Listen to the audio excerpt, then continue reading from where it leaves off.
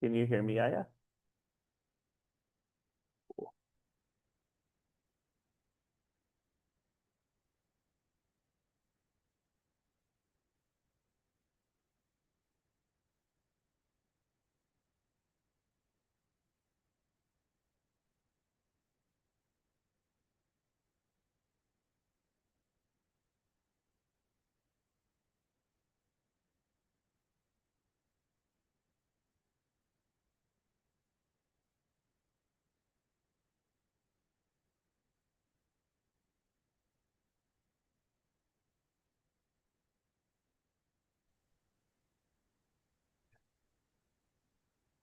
Good afternoon. My respect to all the venerable and greeting to Dhamma friends. Let me introduce Ayya Sobhana. I'm Dhamma Seminary Dhamma GV, and on behalf of our Dhammadharini community, I would like to respectfully recognize and acknowledge Ayya Sobhana. Yesterday, our Dhammadharini Katina, we honor her with the homemade robes that was made by the Sangha who have joined us here during the Vasa, and completing her 20th Vasa anniversary, and also become Theri. And as well as she has been invited and also accepting to serve as abbot of the Empty Cloud Monastery in New Jersey. So we offer our congratulations, Ayya. And I think in Pali it says Mudita Sakara. Am I right? It's okay. So the robe is not the best because we all students, we learn from Ayya, from prior Vasa that she's been teaching us. So we practice as part of an Avanaya. So we learn how to sew, and so we complete it, and we offer her as gift from the entire Sangha yesterday during our Katina celebration. Thank Thank you, Ayya. Yeah, and now so Ayya, let's please, this year, and we invite you to offer the afternoon program. Thank you.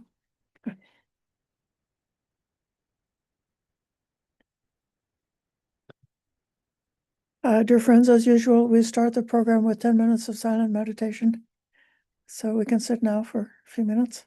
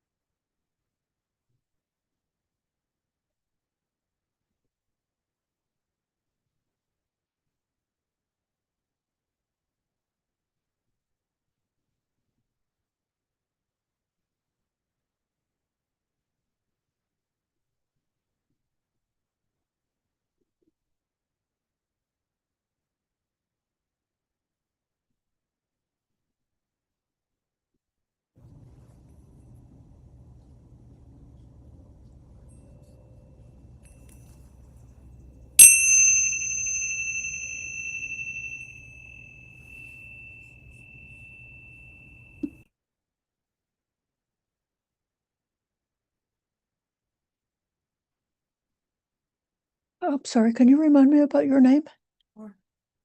O-R-N-A. Orna. Okay, welcome Orna and Ananea, who are here with us live. Welcome Chintana, Daniel, Elaine, Janaki, Kema, Chris, Linda, Mima, and Richard. I'm happy to see all of you.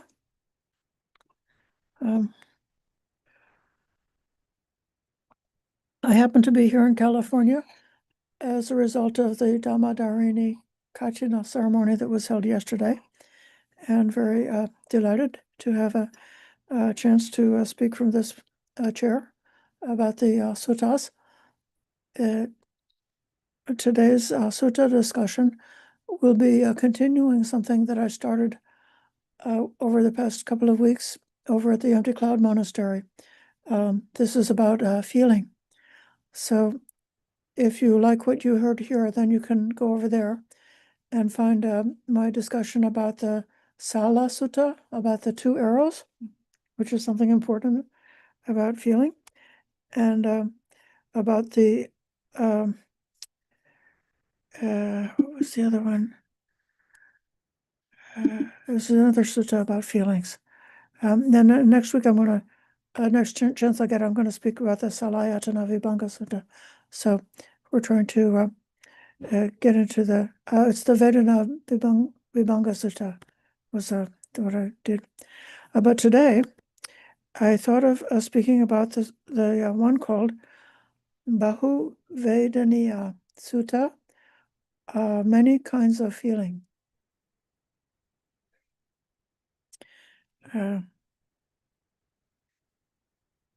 I'll share the screen.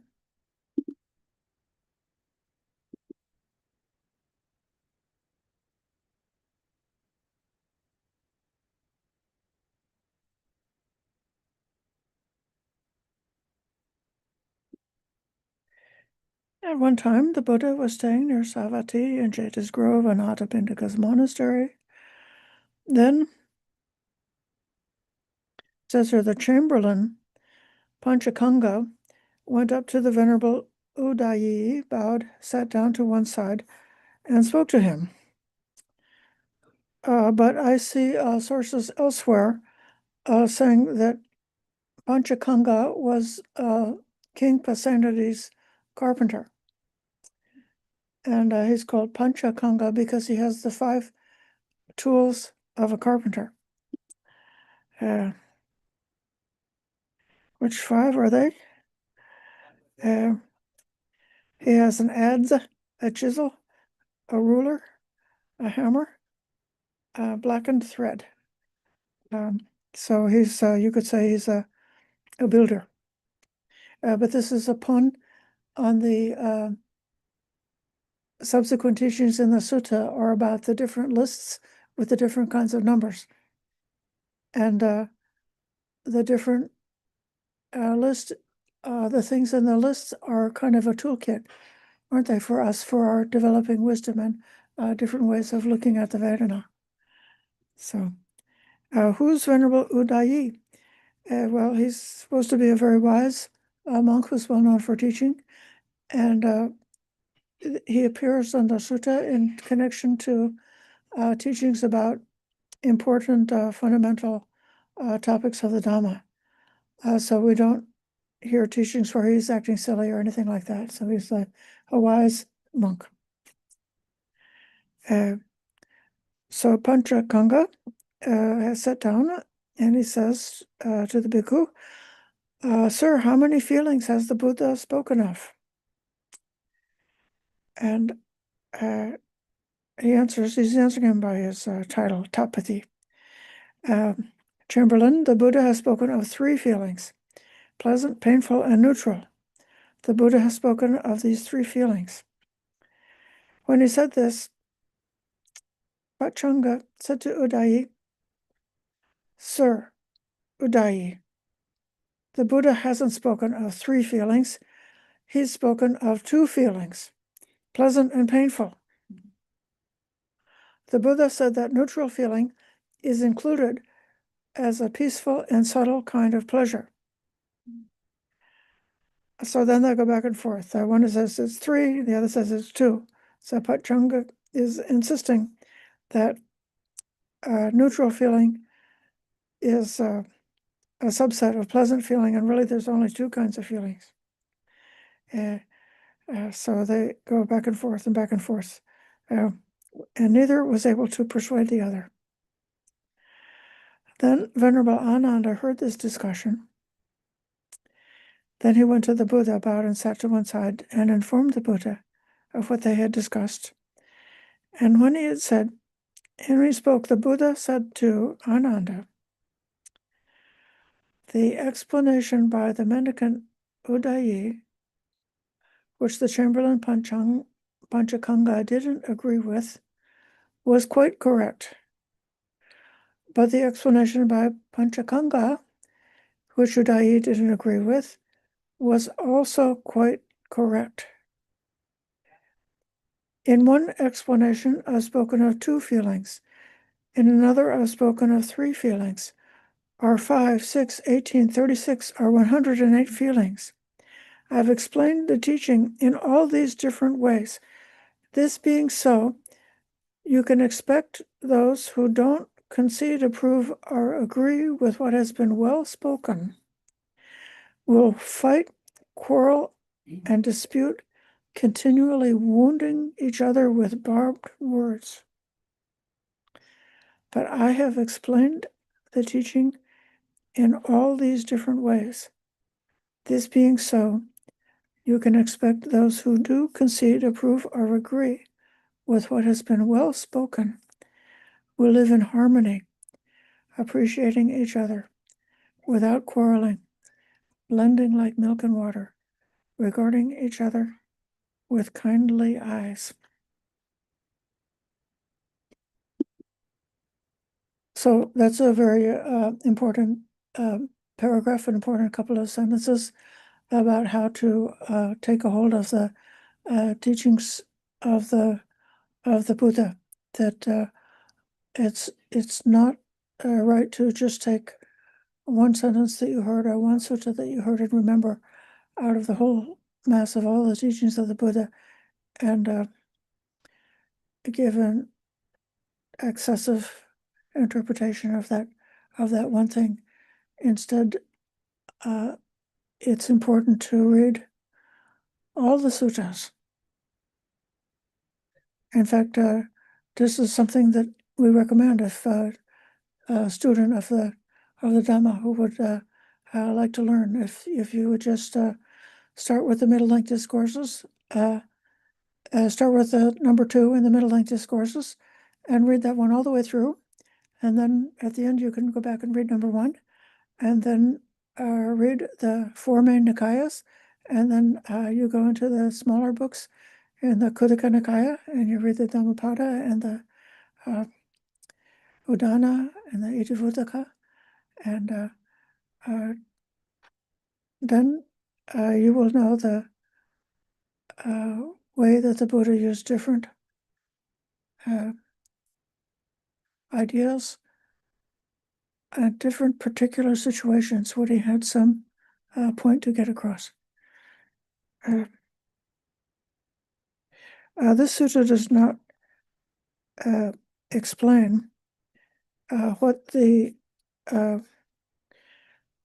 2, 3, 5, 6, 18, 36, or 108 sutta kinds of feeling are. Would you like to know? So Panchakanga had the idea that the 2 is pleasant and painful. There is another list of 2 that the Buddha taught, and that is the bodily feelings and the mental feelings. That's called kayika, is body, and chaitasika is mental. In the sutta about the 2 arrows, the first arrow, which is something that we don't like, the first arrow is called kayika, so that strikes the body. And then subsequently, when we begin to think about it and proliferate with feelings and opinions and views about it, that's called chaitasika. But it's not to say that the bodily feeling is emotional and the mental feeling is rational. No, because actually the bodily feeling is the one that in a certain way is more like truthful.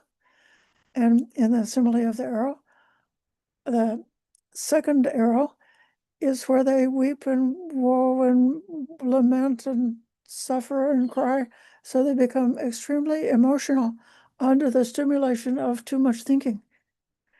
And then actually there's another list of two feelings, and that's, we see this in the Satipatthana Sutta, the Ramisa and Niramisa, right? So Ramisa means flesh, and so the Ramisa Vedana, those are like the ordinary feelings of people who are subjected to a desire for sensual pleasures. And then the Niramisa Vedana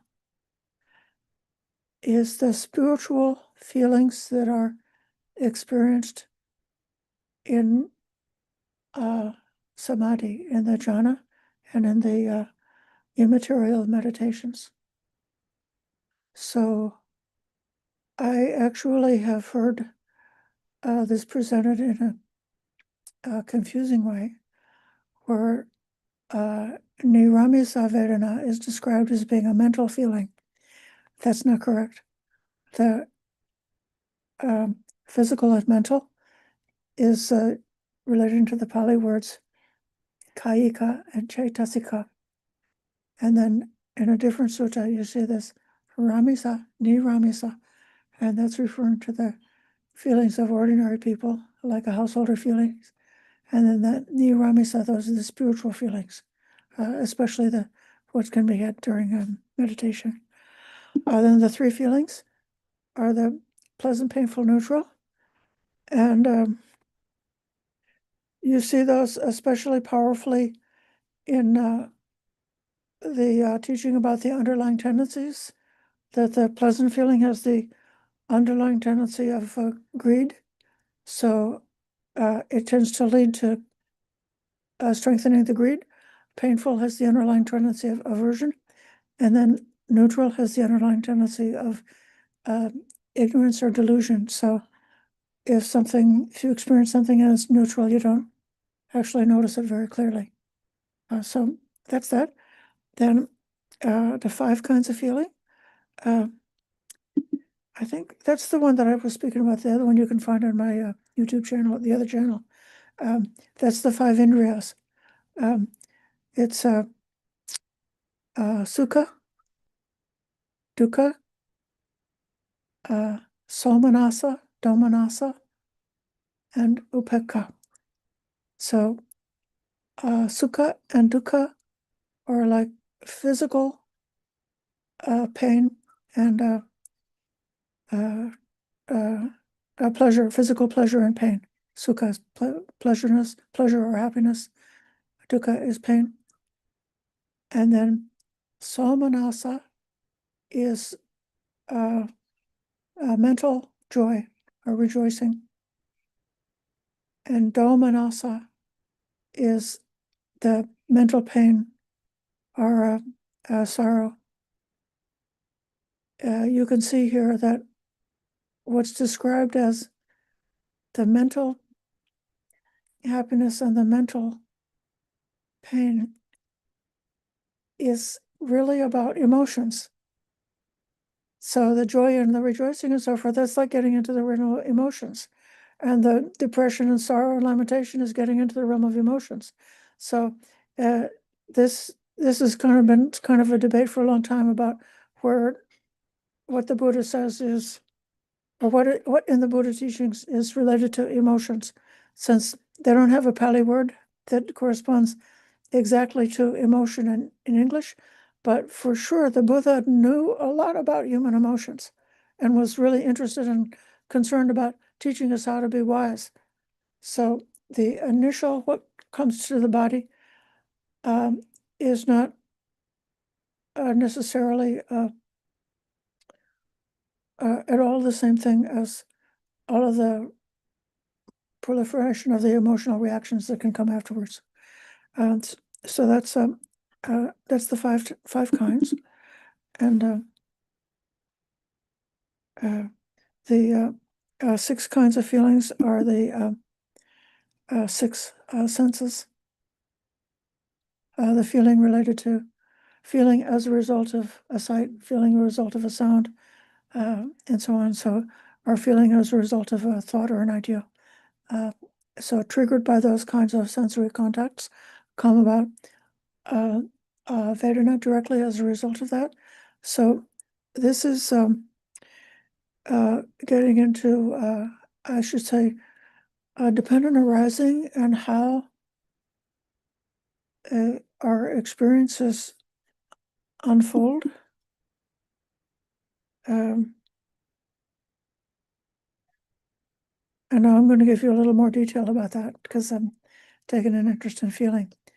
So if you looked at, for example, in the context of dependent origination and the similar teaching that's focused just on the senses, on the 6 senses. So in cognizing something that we experience, the first step of cognizing it, knowing it, experiencing it, is the vijnana. So the visual consciousness when you see something. So there's the eye, there's a visible object. Those come together, and right at the same moment, independent on that, comes the visual consciousness. That's the very first moment of bare knowing. That's the simplest, first initial level of knowing, experiencing something. Then, right immediately after that, is called a phassa or contact, the sensory impression, which is defined as the triple conjunction of those 3 factors. And then immediately after that is Vedana, is the feeling, which is the just the tone. So it's not saying that I feel ennui, or I feel boredom, or I feel righteous indignation, or I feel any of the other ways that feeling could be described. But it's just the basic, is pleasant or unpleasant. And you could have an unpleasant feeling. I read something by a scientist. This really happened to her. She had a blind date with somebody. And while she was on this date in a cafe, she started to feel flushed and feverish. And she started to have like heart palpitations. And like, she didn't really like this fellow, but she says, "What's going on?" It's like, "I'm falling in love with him. Why?" And then when she got home, and within a couple of hours, it was clear that she'd come down with the flu. So the mind can't really tell the difference between falling in love and catching the flu. But the tone is just a simple pleasant, unpleasant. And then the next stage after that, called perception, sanya, that's where you could start to distinguish which one is it. Did I fall in love or did I catch the flu? And the perception, the sanya, has got a quality. In English, the more accurate translation is called apperception, A-P-P-E-R, apperception. And that is a more, it's not just a simple contact, but it's a cognitive process that is recognizing something in connection with the things that we know and we learned before. So, like, I know that there's a tree, and with a perception, I can see that the leaves are turning yellow because it's already October. So it's more complex than a simple feeling. And then sanya actually also has a different meaning, which is called a conception or conceiving of something. So if I bring up the Buddha says one can develop the perception of impermanence. So impermanence is a concept. It's an idea. One can develop that idea. It's a conception. It comes from the mind. But with that conception, then as you look around at your experiences, you can see impermanence in those experiences.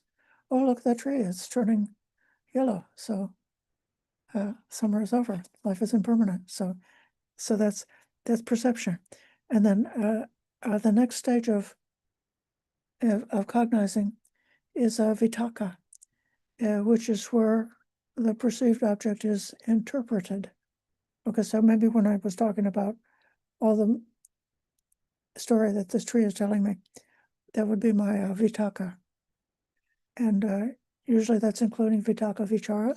So if I develop a thought about something, and then if I obsess about it, or if I keep on it and I keep thinking, oh, it's October, oh, the leaves are falling, oh, and I go on and on and on. That's like a vichara. It doesn't have to be negative. It can be something that's beneficial during meditation to connect with the object of meditation and then explore that object. And then the last stage is called mental proliferation, papancha, which is nearly always a negative event when the imagination breaks loose. And then all of our desires and prejudices flood in. And, each one of those stages of cognition actually is in a feedback loop with Vedana.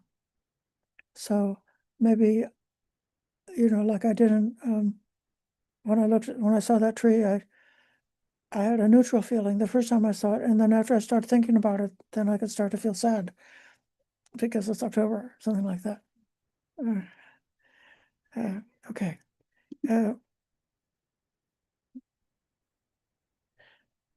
So then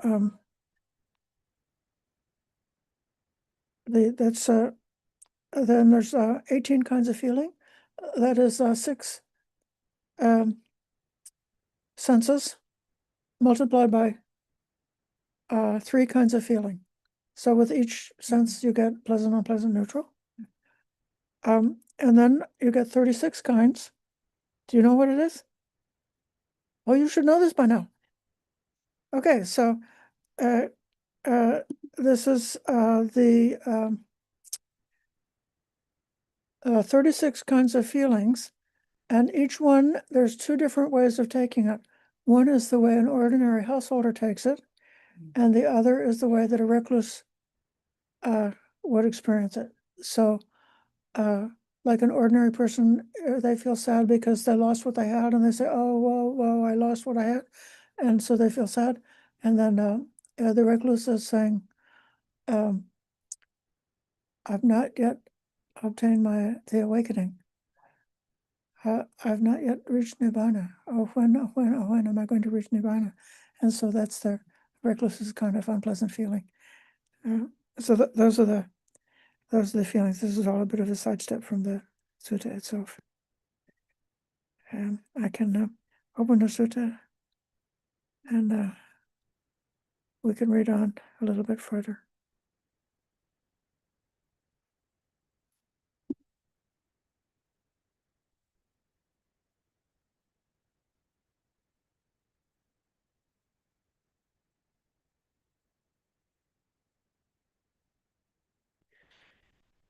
But if you use the Dhamma, these teachings, to pick a fight, you've definitely taken it the wrong way.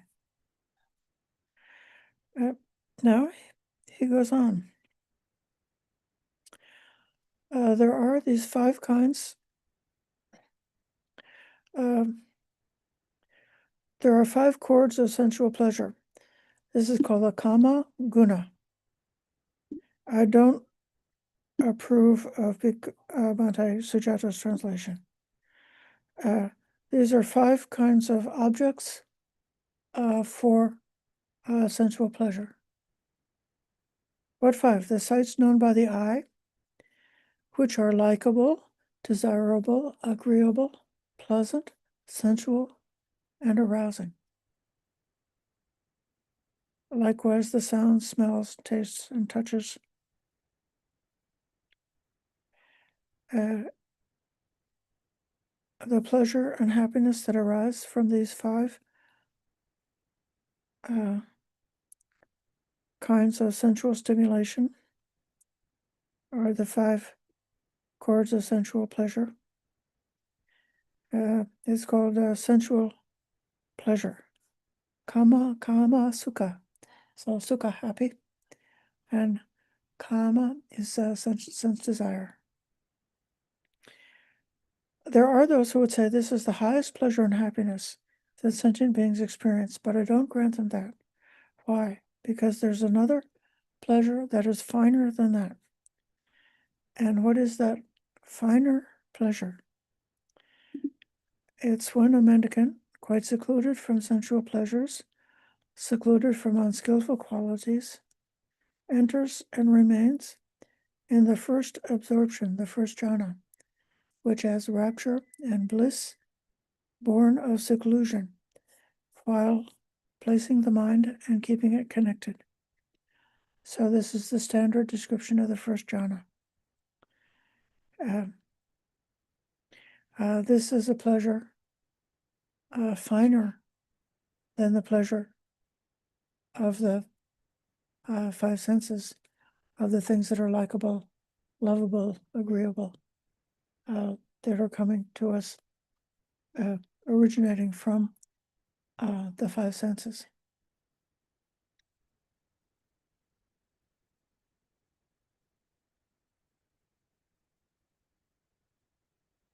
Then there are those who would say that this is the highest pleasure that sentient beings experience. But I don't grant them that, because there's another pleasure, another sukha, another happiness that's finer than that. And this is the second jhana. So he gives the formula for the second jhana. And then gives the formula, another higher than that is the third jhana. Higher than that is the fourth jhana. Higher than that is the first immaterial meditation, where a mendicant going totally beyond the form that's involving the 5 senses,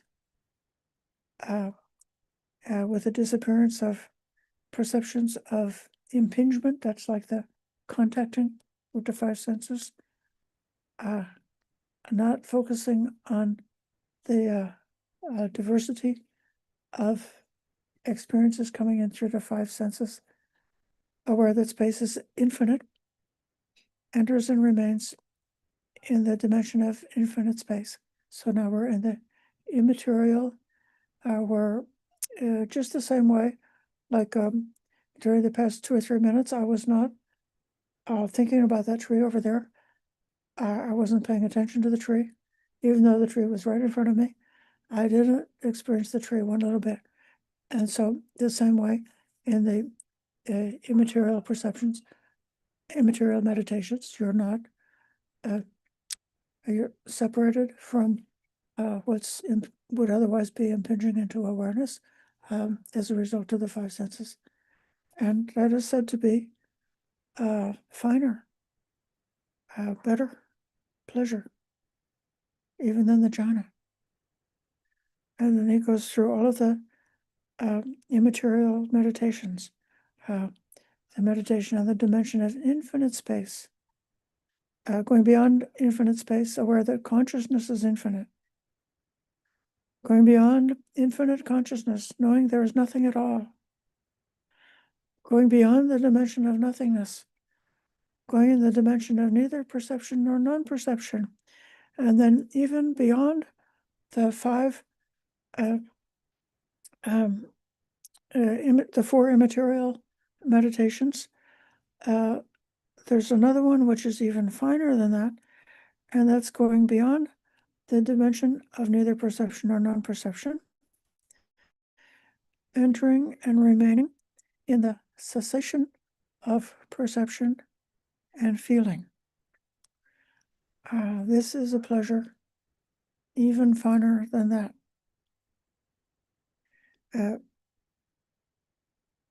It's even possible here. You could say, why is going beyond feeling? If you're in a mental state where feeling has ceased, how could that possibly be pleasant? And for that, he should have gone back at the beginning, and he should have started with the one feeling. Instead of starting with two, he should have started with one.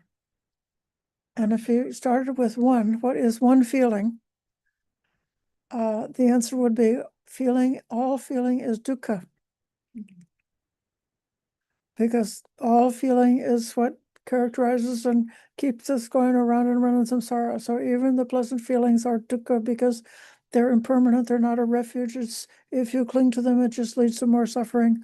They lead to delusions for so many different reasons. All kinds, the three kinds of feeling are part of this samsaric dukkha. And so then being in a state of profound meditation where you can take a rest from feeling and just experience emptiness instead of feeling. That's a pleasure. That's even finer than that. But he still didn't say it's the highest pleasure. There's another statement that I don't know why it was left out of the sutta. Why didn't he tell what's the highest pleasure of all or the highest happiness of all? Do you know the answer? Nibbana is the highest happiness. So in this cessation of perception and feeling, you do lose track of time and space. That is possible, but in this day and age, I don't really know anybody who practices that way. But the Buddha and the Arhats used to practice this way as a calm abiding, to have a rest from all of the pricks and arrows of life in samsara. So it is a kind of meditation. There are many stories about a monk being in that state, and for example, some naughty children pile twigs and wood around him and light him on fire, and he doesn't feel anything, and also the body is not burned after it. It doesn't touch him whatsoever because of being in that state of meditation, according to the suttas.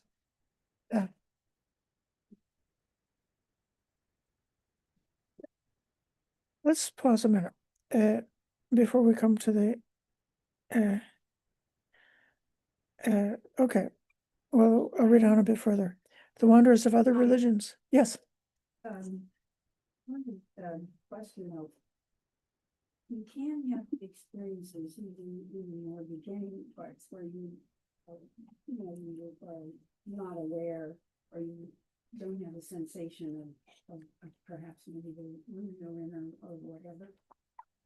What this is referring to is a very, very deep state where you really are not aware. You are totally not aware. Your pulse can go to nothing. You are essentially, you don't feel your body. Yeah. I know. That's what I do. Trans alpha meditation. Yeah. That's what I. Yeah. So it's not like what somebody's like, they're just cut off from their feelings. Nothing like that. No. So that's like fully aware of it. Okay. I'll just go a little bit further with this sutta. It's possible the other wonders of other religions might say the ascetic Gautama speaks of cessation of perception and feeling, and he includes it in happiness. What's up with that? even the wonders of religion, other religions say this. You should say to them, friend, Reverend, when the Buddha describes what's included in happiness, he's not just referring to pleasant feelings. The realized one describes pleasure or happiness as included in happiness wherever it is found and in whatever context. So the simplest pleasures, the simple happiness of a small child and the happiness of a meditator or the happiness of a somebody who understands the Dhamma are all parts of happiness.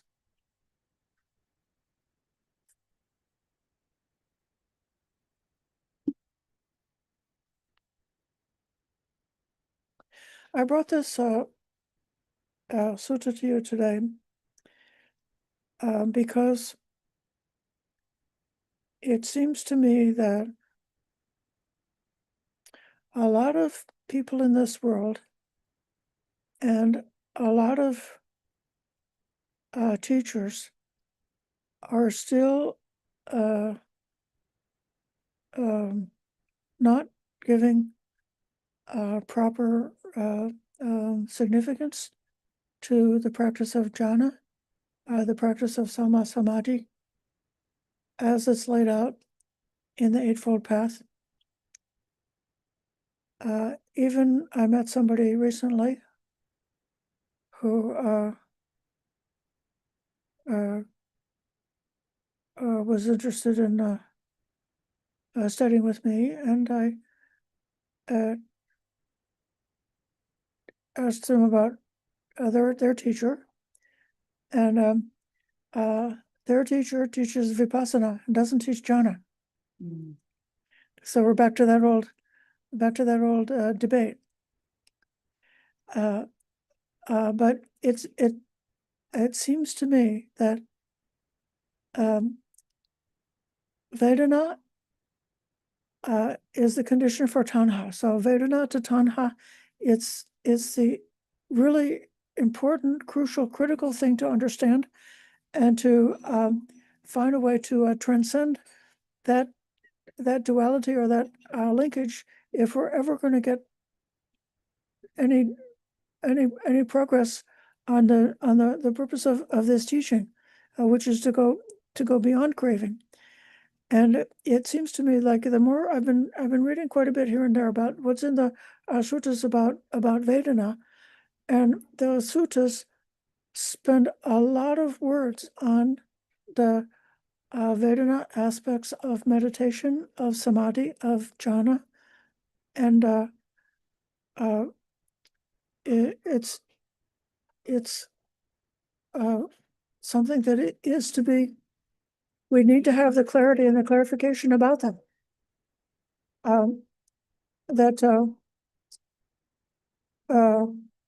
With the simple bodily pleasures, we've got to have sort of a disinterested and a sort of a stoic kind of attitude. Even if somebody is practicing meditation and you suppose that they came close to coming up towards reaching concentration, or they came up to access concentration, just get into the neighborhood of that. And then they started to feel thrilling, tingling, fluttering, flingering, all kinds of marvelous feelings going up and down the body. And they shouldn't get excited about those bodily sensations. That is just another phenomenon which is happening. So just the same way, if you were, sitting in meditation, all of a sudden you had a feeling that your head is migrated up to the ceiling or something like that. Well, it's not that important. So don't get excited. Don't cling and don't get activated by that. And then it seems to me that actually the Niramisa Vedana, the spiritual happiness, is something which is apart from those pleasant sensations in the body that can come about sometimes in meditation. And I'm particularly emphasizing this because I've been teaching you about meditation, giving guided meditation for some time. And very frequently I speak about taking either with mindfulness or with the thought of metta, and with this idea of pervading the body, and letting the light of awareness to fill the entire body, so that one is aware of every pore or every molecule in the body is sort of saturated with awareness, or else if you're doing the practice of loving kindness, that every cell of the body is saturated with loving kindness. And even the way that I learned in the Mahachachai method of loving kindness meditation, it's to locate actually a physical feeling which is coming up secondary to the thought of loving kindness, and then to use the physical feeling of metta associated with metta as a kind of a learning sign to help you stay on track, and to help you know whether or not you're still there with the metta meditation, or whether you lost it. Because if all of a sudden you start doing your shopping list, then the feeling of metta goes away. And so it's there as a learning sign. But I think that then when the metta meditation comes up to the point of jhana, perhaps the primary feeling, it's not that feeling in the body. It's not that warm, glowing feeling that's happening in the meat. Instead, it's something which is happening in the mind, and has also the a characteristic of purity and stability, and is just apart from the five senses. That's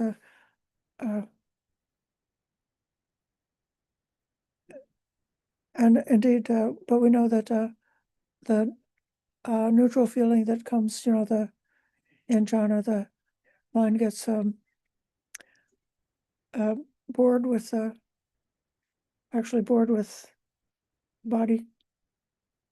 bodily feelings, and then drops that just with the mental. It gets bored with the bliss, or doesn't.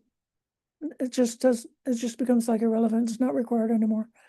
And then the mind is able to easily rest in equanimity, and that equanimous state is a wonderful state. It's definitely a happy state. And likewise with all the subsequent meditations, it's different objects, different things in our that we cognize become irrelevant and not necessary to keep them. They can be dropped and let to disappear, and the mind goes more and more into a state of a kind of an emptiness. So that's my thought about that. Now, I know, Daniel, you had a hand up before. What is your question? Yeah, I was just wondering, I've been looking, at least in my part of the suttas that I've been familiar with, it lists the five senses in earlier parts of the sutta. I'm always used to them listing six and having the mind included there, which I guess is more than five chords of sensual pleasure. But I'm wondering, is that excluded from that? How does that fit into that schema? The mind sense. Yep. Yes. It is. So the five chords of the kama guna is relating to the five. Now, whenever you experience any one of the five, the mind is going to get involved. In terms of when the sanya happens, then already the mind has gotten engaged. And there are definitely a lot of feelings that come that are triggered or originate from thoughts rather than originating from an impingement on the five senses. But the five senses are still like it's super important because those five senses are related to life. It's related to being alive, surviving, having our physical survival. And if the senses are closing down, a person might be dying. And they could experience it as they're dying, and they could go into a panic because they're dying. Or if there's something that is touching the body or touching the taste or something like that, that the physical equipment that we have is designed for us to stay alive. So if you put poison on the tongue or the smell of poison in the nose, then the whole disgust and the reaction comes up because there's something in us that wants to be alive. And that desire for more life, even if we just get to continue living for a minute, it's that's the tanha, that's the craving. And if we die and our mind is in that state of having that craving for more life, that's how we get to have more life. We get to have a rebirth. And so it's only when we're able to become actually stabilized in not having the craving for more life that we would be safe to think that when the time runs out and this physical carcass comes to the end of its activity, that then we don't need to go on to another rebirth. And so that would be like having a very different relationship to all the things that are impinging on us by way of the five senses. Thank you, Ayya. I have a favorite example of the sixth sense, the mental sense. It's in the book called The Man Who Mistook His Wife for a Hat. The Man Who Mistook His Wife for a Hat. It's a book about different kinds of neural brain things that can happen with the brain, unusual things that can happen. So that author tells the story of a pair of autistic identical twins who really liked square roots. And they would, their recreation, no, it wasn't square roots, it was prime numbers that they liked. So their recreation would be, they'd be like hanging out together and they'd say, 7. And they say, 7. And the scientist was touching them. He took a really large prime number that had many digits, and he just told him that number. And they were puzzled for a second, and they thought about it, and they said, and they were so happy to have heard this prime number. So those guys were a great example of the pleasure of a thought, the pleasure of a concept. A concept can be beautiful. And when you see a beautiful concept, then you can feel happy. It doesn't have to do with liberation, but that's the difference between the mental and the physical. But the physical is pushing us to survive, to get more life.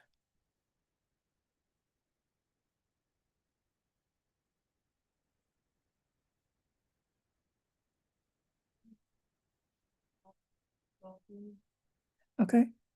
So when we were born as children, our feelings were neutral, and then we gain the pleasure and pain as we grow up. It's kind of a I- judgmental thing. No, I don't think so. I think that babies have feelings, a lot of feelings. One crying. Yeah, that's why they cry.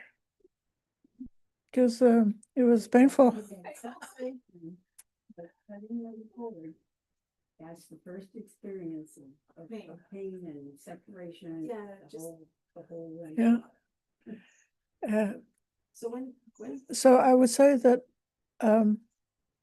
there are many kinds of emotions that develop later in life.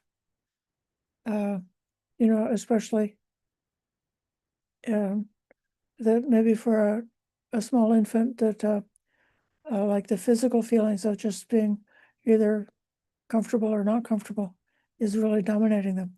But then later on, the emotional feelings may come to dominate them, and you know, the sense of if something is not fair, or if something is mine, and those kinds of ideas would be coming along later. But I think the basic bodily feelings are definitely expressed from the even inside the uterus. I think they can feel different feelings. so when do we actually feel neutral? When you feel neutral, probably 80% of the day you feel neutral. Because Because I don't care about. it's like it's not that important. My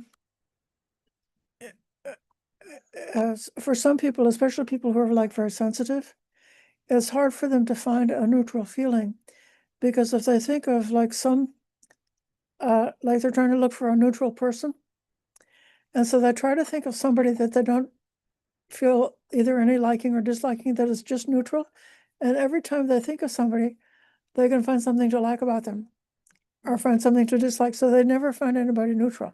But well, as you go through life, you would be probably exhausted if you got that much like involved in every single thing that you experienced. And so is it a matter of like, it's an economy thing with the brain, that the things that give you a strong feeling, it's sort of like a message, you got to do something about it.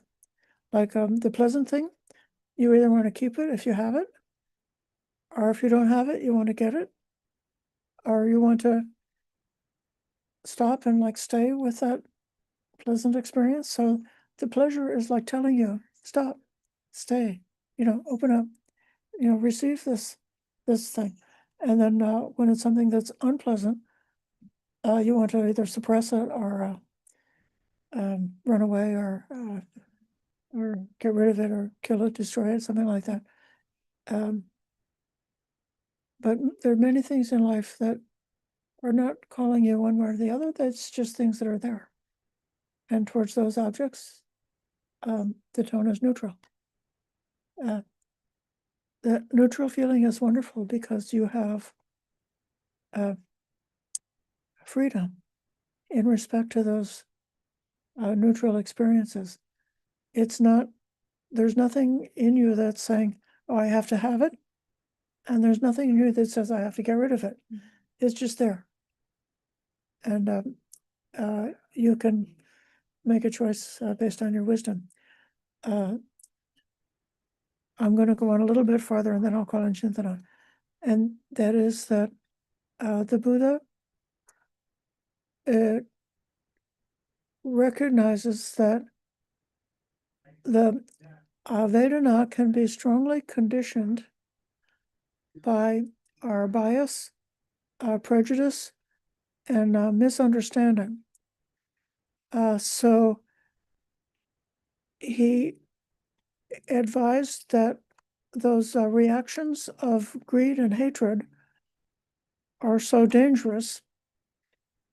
When there's an unpleasant experience, it says the underlying tendency of hatred underlies that. So there's a training to find something pleasant within that unpleasant thing.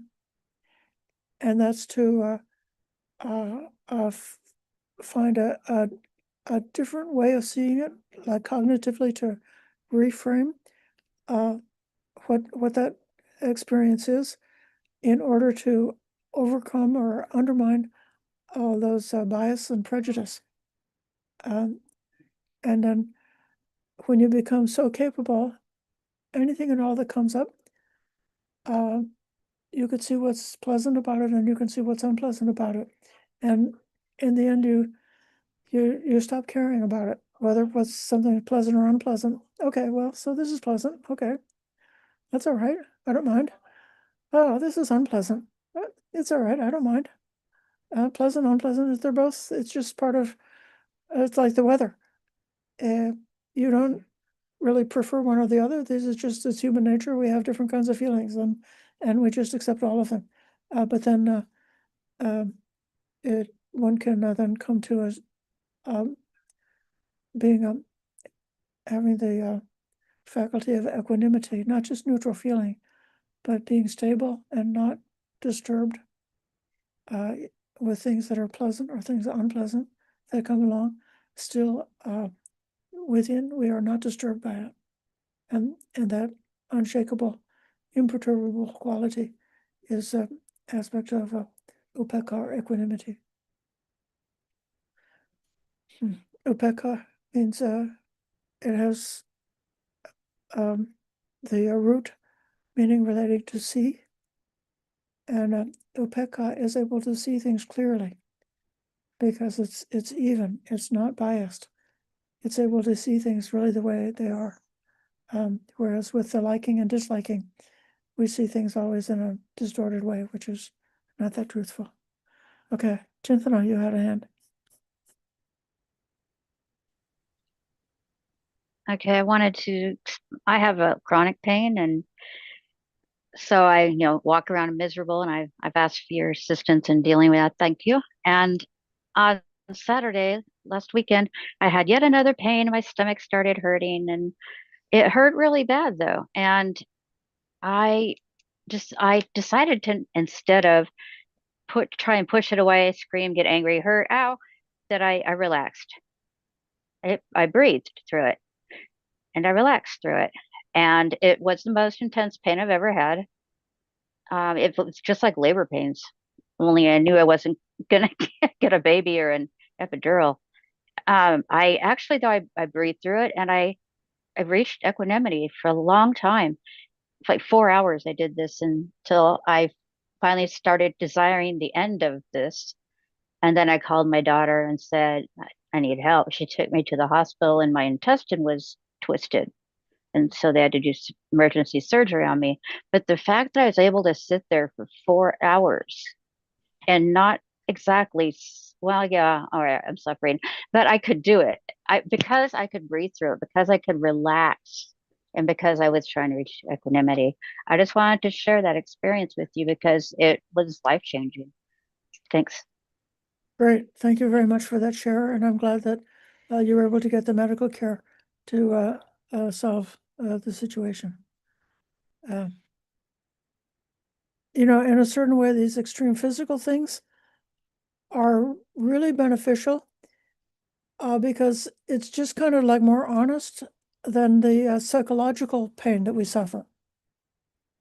I've had experiences back in the days when I was hiking of experiencing physical fear and fear of death or fear and because of some challenge with that, and then feeling the extreme amazing joy when the moment came of coming out of that dangerous situation and feeling, oh, I'm alive, hooray, I'm alive, I lived through it. And but the thing is that the social fear or the social anxiety is so much more difficult because it doesn't get lifted in the same kind of way, and it just has more of a tendency to be chronic. But I'm so glad you had that learning experience. I'm going to read Janika's comment. Thank you for this interesting sutta discussion. It's true that Pali is an ancient language, and Sanskrit, 1500 BCE, I have read that some of the Deshana given by the Buddha were written down by the Sanskrit scholars during that time. There were many Brahmins among the Buddha's disciples whose language was Sanskrit, whereas English is a very modern and a borrowing language, which is about only 1,500 years old. But you can introduce new words to English language, which is happening and is an ongoing thing. And I hope what the Pali scholars should do, English dictionaries always encourage that. Rather than using the limited words available in the English language, I think it could be the best thing to do. And also, Pali words can be explained using several English words to bring out the correct meaning to the listener. Dhamma is also the science of the mind as well, and it's helpful for those who want to obtain deep understanding of Dhamma. This is true, Janaki. I hope you are not thinking that we should introduce new words to the Pali language, because the Pali language is fixed, with a fixed vocabulary. And it is true that at different times, the English translations have reflected the trends of thinking in the modern world. And that's both a good thing and a danger, because you don't really want to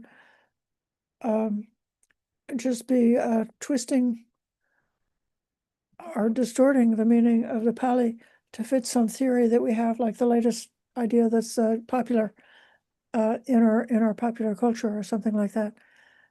So that's the one reason why it's really wonderful to learn the Pali language, or if you're really smart, you can learn Pali and Sanskrit. And if you're very smart, you should learn Pali, Sanskrit, and Chinese. And then you will be able to read the earliest written versions of the Buddha's teachings in those three languages where they were preserved way back in history. And I read a lot of different suttas and try to have a balanced understanding of the meaning. But for sure, the Buddha definitely knows about emotions. You look at all the stories he tells about the human condition, and he was so sympathetic about the emotional nature of humans. Okay, Richard. Thank you, Ayya. I'd like to look at this from a slightly different perspective. In Sutta 3 of the section of the nines Sutta 1 in the section of the nines of the Anguttara Nikaya at the end, there's a list of various things. And number 9 says, the perception of impermanence should be developed to eradicate the conceit I am. When one perceives impermanence, the perception of non-self is stabilized. One who perceives non-self eradicates the conceit I am, which is nibbana in this very life. Now, when we look at the Sotapan, they get what I call the three fruits. They realize the impermanence, and that's dukkha, and non-self. So Buddha says that it's the senses, the interaction with the senses, that tricks us into thinking that this body is ourself. That's where I'm going with this, because this is all about the sutta you're dealing with. Is all about the senses, and it's interesting that these two things are connected with the realization of the Sotapan. This impermanence and this non-self are like two things, with dukkha, you might say, as the central theme. Okay. Anyways, that's just one quick point. People can make something out of it. Now, in the Book of Tens, Sutta number 8, in the Anguttara Nikaya. At the end, Sariputta says, and I think Buddha says the same thing in another sutta, that Bhava Nirodha Nibbana, that here Bhikkhu Bodhi translates it as the cessation of existence is Nibbana. Some people translate bhava as existence or being. I prefer becoming, because becoming shows that everything's in a constant flux. There is no thing that just stays forever. You know what I mean? Everything is constantly moving. So this cessation of this becoming is actually what nibbana is. So when one is no longer becoming a body, either in the formless realm or the form realm with the senses of some arrangement or another, then one actually has attained nibbana, and that's why these are part of the 5 higher fetters. They result in the 5 higher fetters. That this mana, this desire for conceit, that this is mine, this I am, this is myself, leads one into wanting to manifest somehow either in the formless realm or the form realm like that. But anyway, so the senses, seeing the senses are kind of without proper knowledge are like fooling us, into feeling like this body, whatever, is actually ourselves. Anyways, that's the only points I want to make. Thank you very much for listening.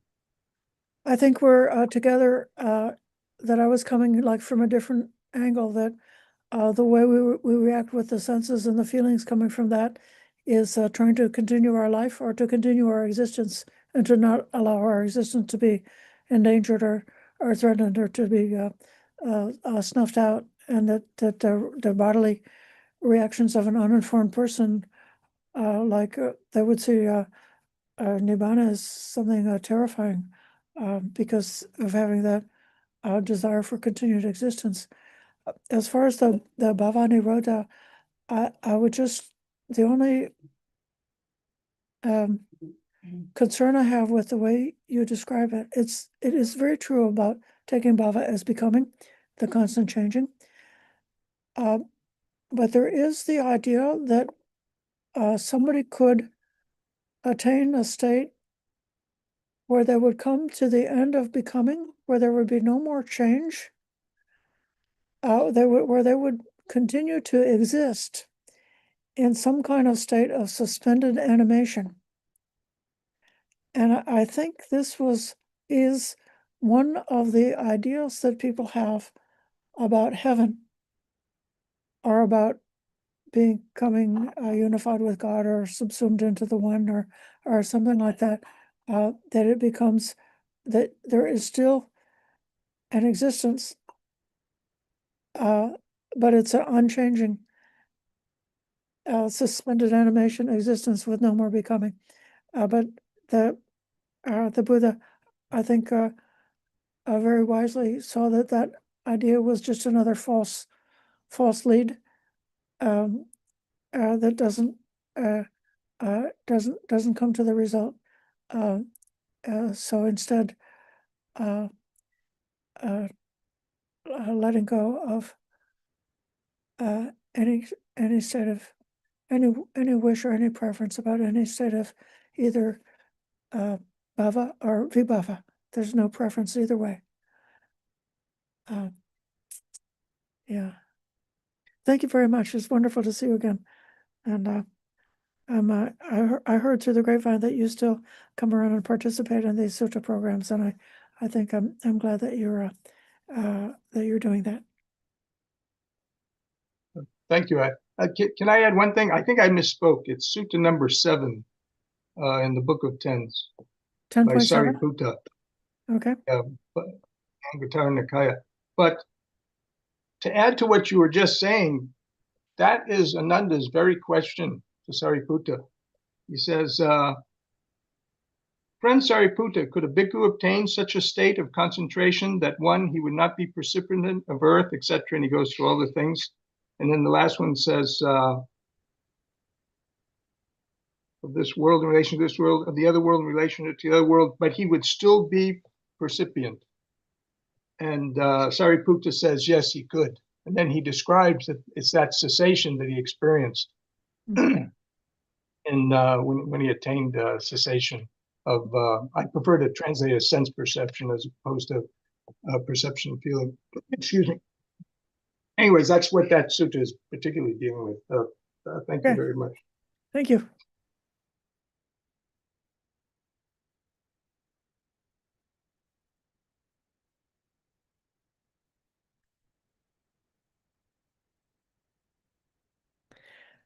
So the main thing is there are quite a few different teachings about Vedana, and it's worthwhile to study the sutras and to see how each one of those teachings is helping us in a slightly different way to see clearly. So these are practical lessons designed to help us to put things into context.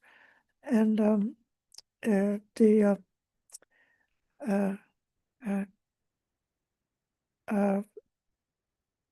investigating, striving for samadhi as much as we're able to, and really observing very clearly and closely what changes between the type of experience that we have during samadhi versus the type of experience that we have outside. And so it's like it's having having two different points of view enables us to see more clearly what's going on with our ordinary state of like these reactive sensory 5 sense reaction feelings. So instead of being like a fish in water that we think that that's all there is, we can understand that, oh, there's something else apart from that altogether, which is still something that can be experienced and which is to our benefit and to our gain, to get the wisdom to go on in this path. So this may be enough for now. I thank you all for your patient listening. We can close by giving respect to the Triple Gem. Araham Samma Sambuddha Bhagava Buddhang Bhagavantang Abhivademi Svakato Bhagavata Dhammo Dhammang Namasami Subhadipando Bhagavato Savaka Samdho Sanghang Namami. Sadhu,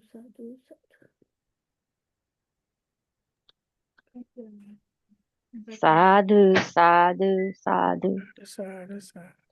Thank you, Ayya. Thank you, Ayya. Okay.